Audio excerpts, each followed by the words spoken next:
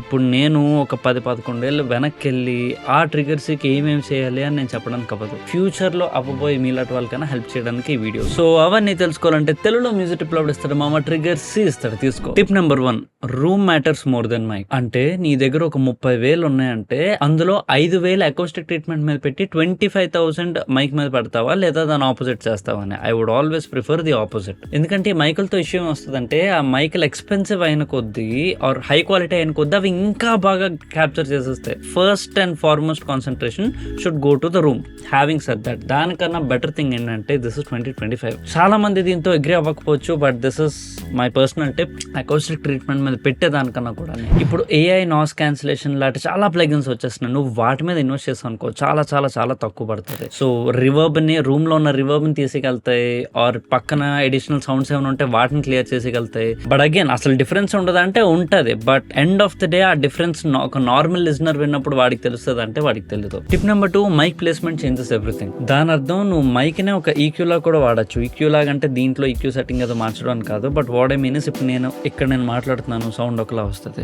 అదే నేను కానీ ఇక్కడికి వచ్చేలా మాట్లాడితే దాని సౌండ్ చాలా డిఫరెంట్ వస్తుంది. దీనికి నేనేమి ఈక్యూ చేంజ్ నేనేం చేయలే కదా, జస్ట్ దగ్గరికి వచ్చాను అంతే. దాన్నే ప్రాక్సిమిటీ ఎఫెక్ట్ అంటారు.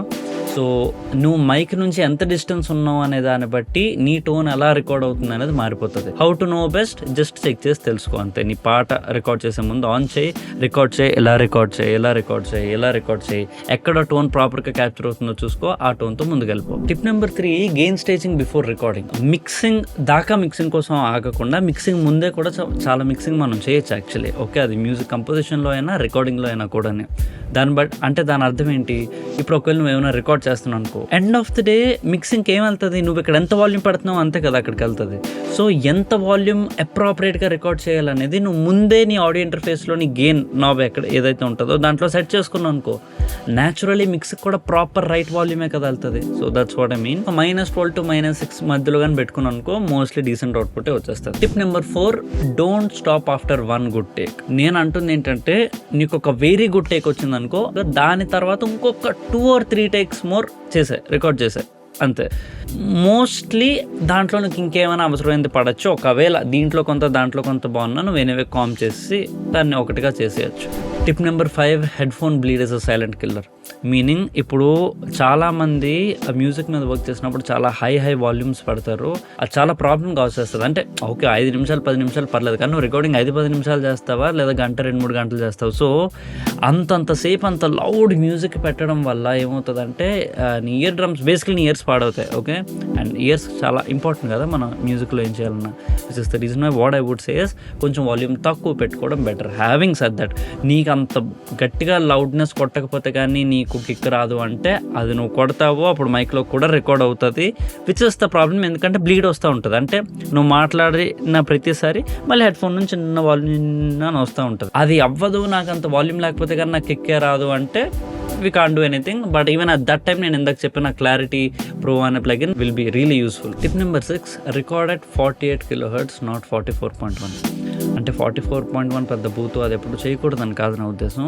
నువ్వు ఏమైనా చిన్న ట్వీక్స్ చేస్తావు చూడు, అంటే ఒక ఇప్పుడు పిచ్ షిఫ్టింగ్ ఏమైనా చేయొచ్చు, టైం స్ట్రెచింగ్ చేయొచ్చు, ఎక్కడైనా టెంపో బాగోపోతే అక్కడ చిన్న స్ట్రెచ్ వాటెవర్ అలాంటివి చేస్తాం కదా మనం. అటువంటివి చేసినప్పుడు 48లో చేస్తే ఆ పని ఇంకొంచెం స్మూత్గా అవుతుంది కంపేర్ టు 44.1. అయితే ఇప్పుడు నేను చెప్పే ఏ పాయింట్లకైనా నీకు ఇంకొంచెం ఇన్డెప్త్గా అండర్స్టాండింగ్ కావాలంటే దానికోసం నువ్వు కమెంట్ చేస్తే నీకు అది కావాలని నాకు అర్థం అవుతుంది. So I will do a video according. Tip number 7, you don't have to record dry. అంటే మనం యూజువల్లీ రికార్డ్ చేసినప్పుడు డ్రై వోకలే కదా వస్తుంటుంది, మీనింగ్ దానికే ప్రాసెసింగ్ ఉండదు. మనం ఏది మైక్లోకి వెళ్తుందో లిటరల్ అదే వింటూ ఉంటాం. అయితే దీన్ని ప్రాసెస్ కూడా చేయొచ్చు. Now that could be auto tune, that could be reverb, delays, anything. So ఇవి పెట్టడం వల్ల ఏంటంటే ఆల్మోస్ట్ ఆల్రెడీ సాంగ్ మిక్స్ అయిపోయిందా అన్నట్టు వస్తుంది. ఇది చేయడానికి you can create a certain template and there are certain ways and dos. అది నీకు రావాలంటే బేసిక్లీ నీకు signal flow and these things అర్థమైతే వచ్చేస్తుంది. Anyway, if you want to know about this more in depth నువ్వు నాకు కమెంట్ చేస్తే I make a video about that. Tip number 8, know when to stop recording. Record చేసినప్పుడు ఒక excitement ఉంటుంది మనకి, yes ఎలా రికార్డ్ చేద్దాం, నెక్స్ట్ ఏం రికార్డ్, ఓకే ఈ హార్మోనిస్ రికార్డ్, ఇలా ఒక ఎక్సైట్మెంట్ ఉంటుంది.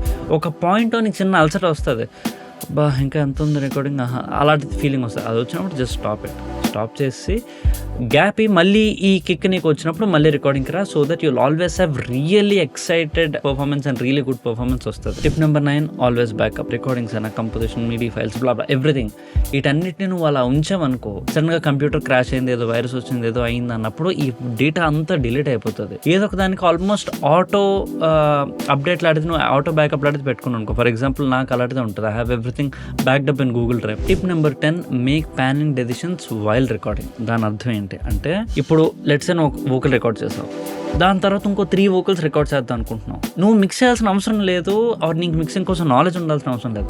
నీకు బేసిక్ ఐడియా ఉండాలి కదా, అంటే ఇది లెఫ్ట్ పెడితే బాగుంటుందా, దీనికోసం చేస్తున్నావు, ఒక పర్పస్ ఉండాలి. నువ్వు చేసే ప్రతి ఒక్క టేక్ ఒక పర్పస్ ఉండాలి.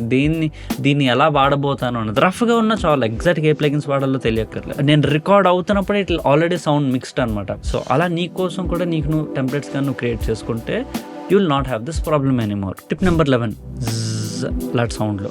కొన్నిసార్లు మనకి రికార్డింగ్ అంతా అయిపోయినప్పుడు బాగానే ఉంటుంది, కానీ అంత అయిపోయి మళ్ళీ విన్న తర్వాత చిన్న క్రాకిల్ కానీ చిన్న అలాంటి సౌండ్స్, హమ్స్ అలాంటివి వస్తాయి. 9 times out of 10 దాని ప్రాబ్లం మైక్లోనో ఆడియో ఇంటర్ఫేస్లోనో కాదు, కానీ ఈ రెండింటిని కనెక్ట్ చేస్తున్న కేబుల్లో ఉంటుంది, ఆర్ ఆ కేబుల్ని కనెక్ట్ చేసిన విధానంలో అన్న ఉంటుంది. కొన్నిసార్లు ఇంటర్ఫేస్ వల్ల కాకపోయినా ఇంటర్ఫేస్లు చాలా ఎక్కువ కాలం వాడితే అది పాడైనా రావచ్చు. అండ్ ఫైనలీ 12th టిప్ మామ, which is vibe is more important than having a high quality thing. ఇది ఆల్మోస్ట్ ఇప్పుడు వరకు మనం మాట్లాడుకున్న అన్నిటికీ ఆపోజిట్గా ఉండొచ్చు, బట్ ఇది నేను తెలుసుకోవడానికే నాకు చాలా టైం పట్టింది. చాలా సింపుల్ థింగ్ కాదు, పెద్ద టెక్నికల్ థింగ్ కాదు, కానీ బట్ ద థింగ్ ఇస్ మనం చాలాసార్లు పర్ఫెక్షన్ చేస్తూ వైబ్ని ఎగరగొడేస్తాం. అలానే ఇవన్నీ నువ్వు బాగా వచ్చినట్టు చూసుకోవాలి, కానీ అట్ ద సేమ్ టైం పొరపాటుని ఇట్లో 1-2 ఇటు అటు అయినప్పటికీ ఆ టెక్నిక్ కానీ ప్రాపర్గా నువ్వు అనుకున్న వైబ్ డెలివర్ అయ్యే విధంగా వచ్చిందంటే దానికి మించింది లేదు.